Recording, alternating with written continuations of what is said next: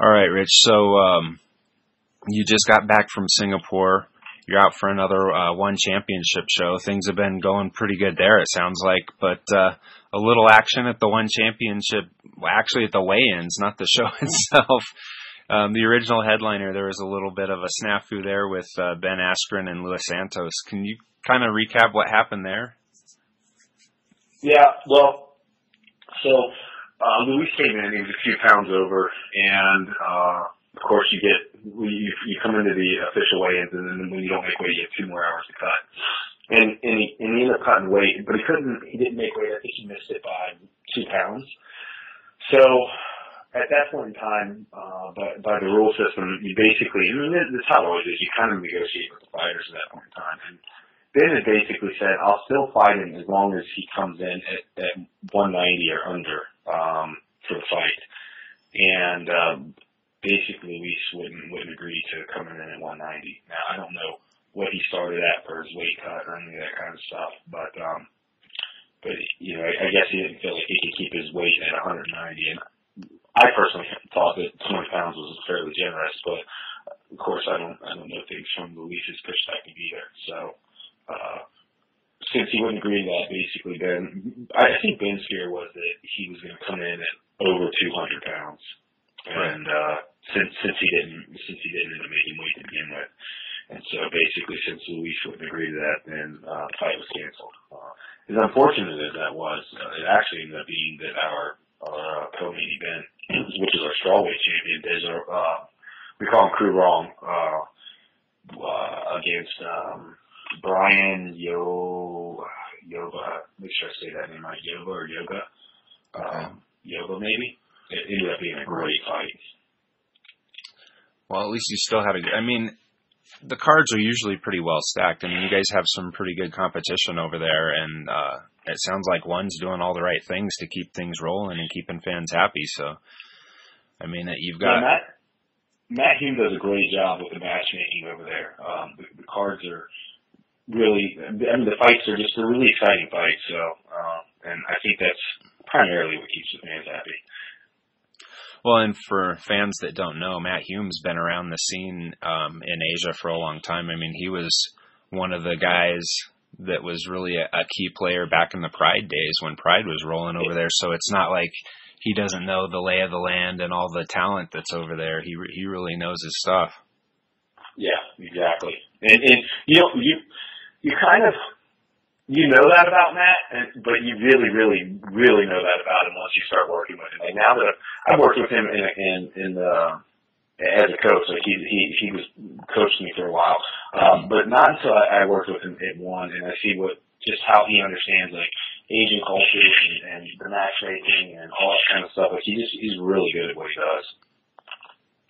Well, it's great to have those kind of folks over there, and it's exciting to see, another promotion somewhere around the world doing really well on a large scale, and one's been able to kind of, beat back that old stigma where the promotions come and go overnight, but they've really lasted, and it seems like you guys are really building something big over there. That's the whole thing. The business side for one championship is to build, that's what they want to do. They want to build something, and so it's not a flash in the pan. Like, hey, let's try to make some money quick and get out. And you have to realize that this company, it's just barely over 4 years old at this point in time. So, considering I've been with one now for a year and a half, and seeing where the company came from at its inception to where it is from the time that I was hired on, and just the leaps and bounds that it's made within the last year and a half is amazing. Well, and along those lines, it sounds like you've had some support from the guys over at the UFC, and they were happy for you when you took this position. But how's it been now that you've officially decided you're not going to fight anymore? You're now a retired fighter. You haven't exactly retired from your other endeavors, but how have things gone for you since you finally made that switch in your head that, okay, I'm probably not going to fight again? Yeah. To come to that realization is even if the thought creeps in your head prior to an athlete actually pulling the trigger, mm-hmm. When you finally come to that realization, like this is the decision that I'm going to make, it's kind of an indescribable feeling. And what I always tell people is that my grandfather worked at the job that he had until the age of almost 70. And he ended up passing away, like, while he was still working.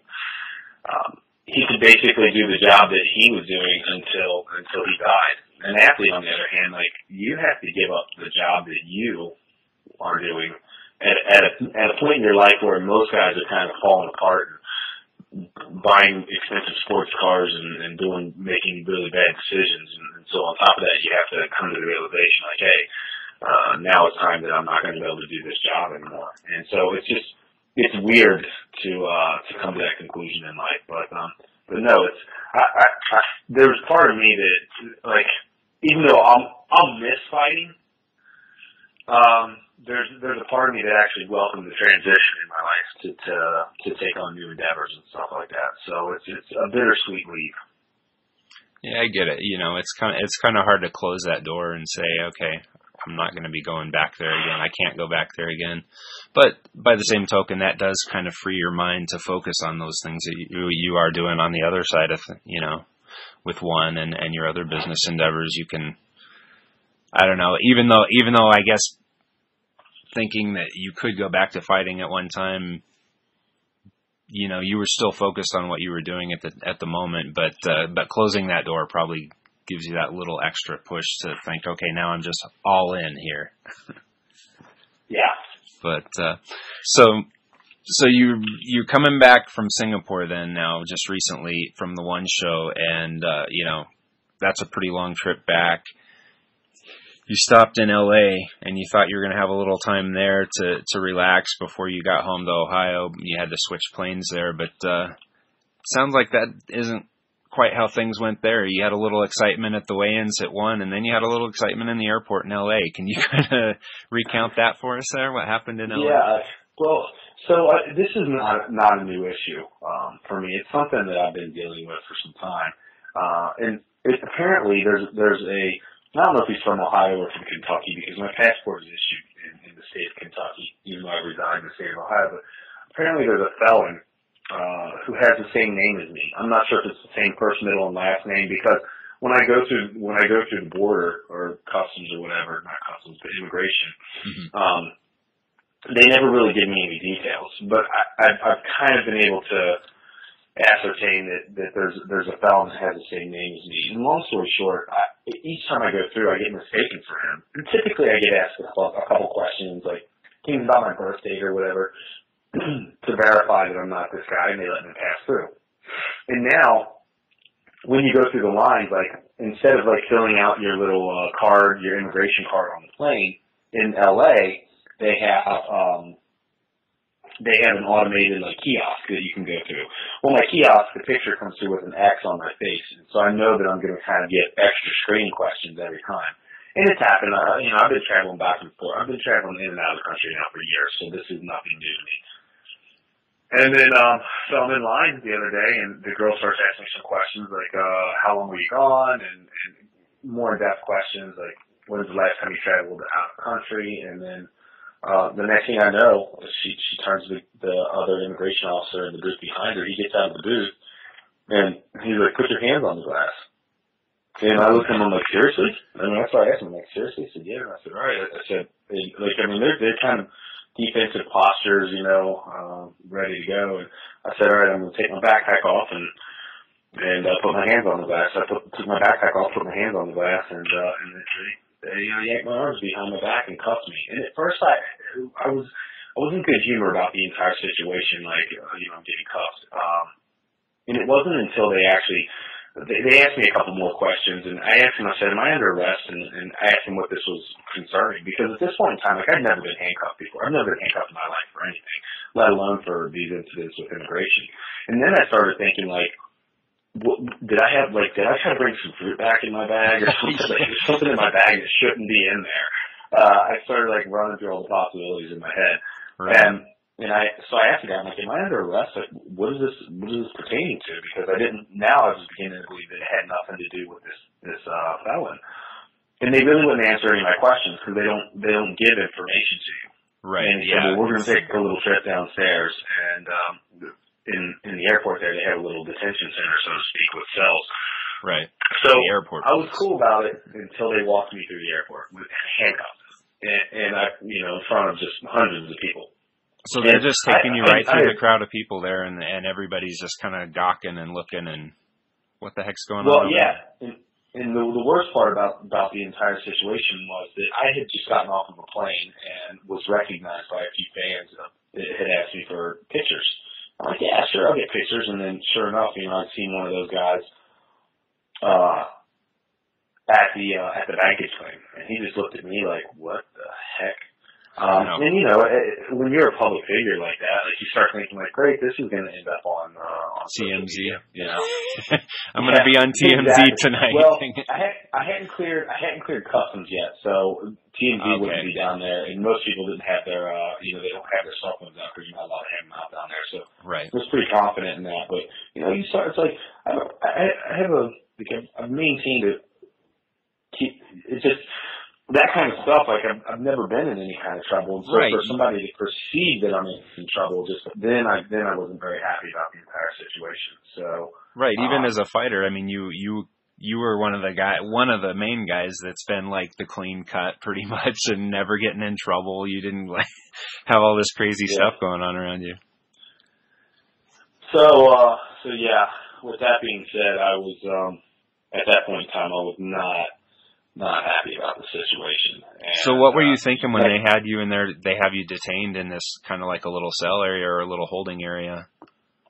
Well, I still, in my mind, like, I hadn't done anything illegal. It's not like I was trying to bring any kind of like drugs into the country or something, Samurai sword. Yeah, I think you're even still allowed to bring a samurai sword in as long as it's not in your carry-on. Right. But you start running through like the possibilities of things. Like I don't know if you've heard about this or not, but there are reports of people in Manila. This is happening in the Philippines. Like people will come into the country, and what happens is there are people that work at the airport, and they'll put like things like ammunition in your suitcases and stuff that you checked in. And then when you're going through customs and all that, you basically get pulled aside, and then when they find this ammunition, it's a shakedown for money. Okay. In a foreign country, like these kind of things happen, but you start thinking like, gosh, man, did somebody put something in my bag that I don't know about? Like you really start running through what all the possibilities could be, and I didn't really. There was no like. It's just like, well, we'll see what happens here. And I kept asking, like, am I under arrest? And they're like, well, we're determining that. And I'm like, well, I'm not under arrest. Why do I have these handcuffs on my wrists? They had stripped me of all my personal effects, my wallet and phone, and like took my belt and my shoes from me and all this stuff. And yeah, so I sat in the cell for about 15 minutes. And then once they came in to take the handcuffs off me, and they never really apologized. I guess it's not in their nature. Then I was upset. Then I was like, okay. So the supervisor came in, and the best he could basically tell me was like, well, if you want to file a complaint, here's the website where you can file a complaint, and gave me a pamphlet to file a complaint. So I'll follow up with that. Did they really give you any explanation? No. So they never really explained that it was necessarily the name confusion, but you just assume it was probably that because of the past issues. Yeah, that's what I'm assuming that it's that because of the past incidents that I've had to deal with this. But no, they never really did give me any kind of explanation. I just assumed that that's what it was. I know that's what it was because there couldn't have been anything in my bag that was like a false alarm or anything like that. Right. And they probably would have said something if they thought you had brought contraband or something. But yeah, exactly. Did it seem like maybe the whole security process maybe was heightened? Obviously, this was just a few days after those horrible Paris attacks that happened just recently, and did it seem like maybe the security was just like on another level than normal, and maybe they were just going the extra mile? I don't think so.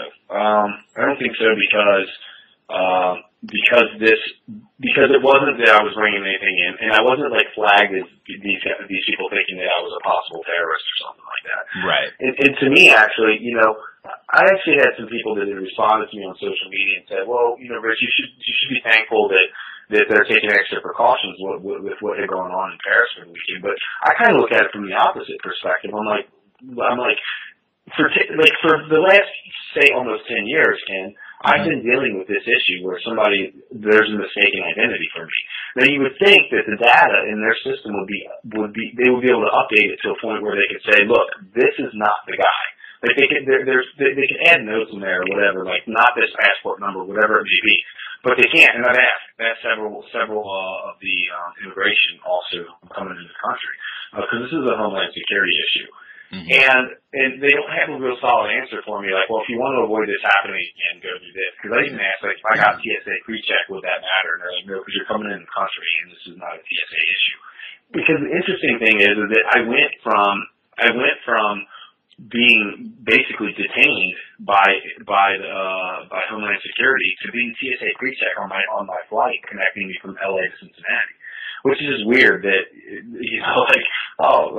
so I don't think that this is an issue of terrorism and heightened security. And like I said, I look at it from the opposite angle. It's like, if this is the best intel that you have to go on, like, and you can't even separate my identity from a convicted felon, then what kind of data are they using to identify other people? Like, if that's as update as the system gets, you know what I mean? Do you know what I'm trying to say there? Oh yeah, absolutely. Because these people are at U.S. immigrations. They're people that dealing with a guy named Rich Franklin who has the same name as another Rich Franklin or whatever. It shouldn't be that big a deal, especially when you've got photos, you've got birth dates, you've got, like you said, passport numbers, everything. You put all that in the system, and especially you put notation in the system that there's been issues in the past with this. Let's, just ask this will get him through. This will clear him if you just check this and this. He'll be good to go. And this is the same reliable system that we're using to identify terrorists. Right? Yeah, we're trying to find some guy who's going to go off and, blow things up or whatever. Yeah. So in my mind, I'm like, yeah, I kind of look at this from a bit of a different perspective sometimes. But no, look, it's not like when this entire thing happened, I wasn't mistreated or anything like that. Actually, after they took the handcuffs off me, I was so angry with these guys that I'm surprised I didn't get arrested for some of the weird things I said to them. It wasn't very Christian-like, I'll say that much. But yeah, I mean, really, just for me, it was just more. It was more frustrating than anything else, and the fact that God was taken in front of all these people, really is what bothered me the most. Well, yeah, because even if people hear the story of what happened, and they hear this interview or they saw the original report or whatever, and they understand there was just a mistaken identity situation or whatever it is, but that impression of you being in handcuffs and walked through the airport, sticks with people. Yeah. And it's a tough stigma to get rid of. But,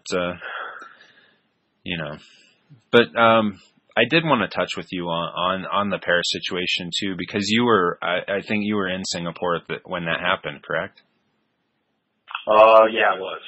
And was it that, if I remember, if my timing's right, that would have been just after the one show ended, right? I think when it actually occurred.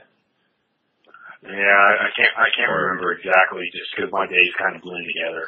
Right. Especially during fight week, because you're up so late and back up again so early. So I can't remember the time exactly, but yeah, it was around the show time. Do you remember kind of what the initial reaction was over there from everybody when you guys found out kind of what happened and what happened in Paris? I know the initial report that I got was that there was an incident in a movie theater, and like initially when we heard the news over there, you just didn't understand the magnitude of what had happened. And I think that was the same here too. My first reaction, yeah. I see this, there's a shooting, and it was a big deal, but you're not thinking quite what it ended up being.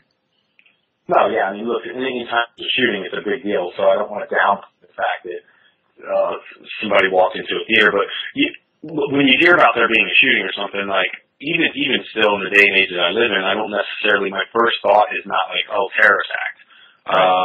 Especially in a city like Paris, because you just don't hear about things like that happening there very often. Interestingly enough, there was also a terrorist attack of similar magnitude in Lebanon, like the following day or something like that, right. got